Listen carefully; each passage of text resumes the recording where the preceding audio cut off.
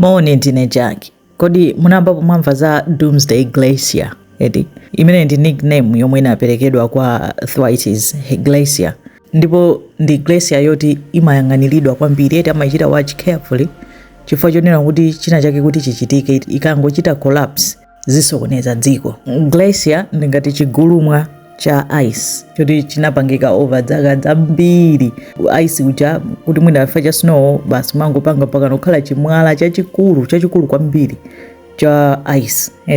The Doomsday Glacier ili ku West Antarctica kumene kuli Amundsen Sea.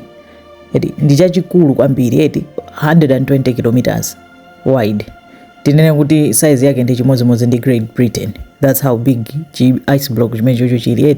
Ndi chifukwa choti ndi chachikulu kwambiri ndichoti chimachinga kuseriko. Ndi chiblock chachikulu cha ice koma chimateteza kunena kuti ice kapena madzi amene ali kuseri kwa chimene chocho asadutse asapite kutsogolo. Komanso chitati chisungunuke chimasunga madzi ake amene ali mmene momo ndone kuti akhoza kukweza madzi onse apa dziko lapansi. Ndi chifukwa chomwe Thwaites anayitchula kuti Doomsday Glacier ndichoti imapanga act ngati chitsekerero cha botolo kuti imene ndanenera kuti imabloka kunena kuti madzi kapena ma ice sheets ambali inayo asasefukire asapite mbali inayo zimatsekera. Kungogumuka kapena kusungunuka nyanja zonse za dziko lapansi zikhoza kukwera by 3 meters dziko lonse. Ndi vuto lake pakali panopo madzi akutentha. Madzi anayamba kutentha ndi akupangitsa kuti azisungunuka pang'ono chi Doomsday Glacier chija. Ndi chayamba kumang'aluka.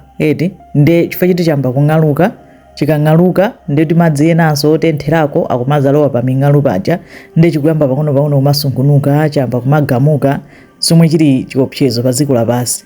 Ubwino wake ndoti ncholimba kwambiri nchoti sichingasungunuke nthawi imodzi koma chikusungunuka ndithu ndipo chikuluza mabiliyoni amatani and billions of tons of ice nthawi zonse.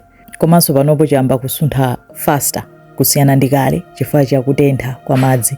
Pachonena kuti nyengo zinasintha masiku ano kuli global warming kukutentha ndi madzi omwe akumakhala kuti akutentherapo. Koma zinthu zinzoneo ndizitenga zaka zambiri kwambiri sizochitika nthawi imodzi kuti chikangofikira kusungunuka koma chikumagamuka kwambiri. Chitati chisungunuke ndi kuti mene nanenera moja kuti sea levels akwera by 3 meters dziko lonse ndi zikhoza kupangisa kuti kukhale ma flood opsa kwambiri ku London, New York, Miami, Shanghai, Mumbai, Lagos mose kukhoza kukhala ma flood ochitisa mantha aja. Palibe njira ina iliyonse so far yomwe ma scientists ma researchers anapeza yoti angachiretse kunena kuti zisapitirire. Koma the most effective way pakali pano nkunena kuti kusiye global warming. Koma imeneyo ndi mafuna upanga share za Doomsday Glacier zikoma kwambiri.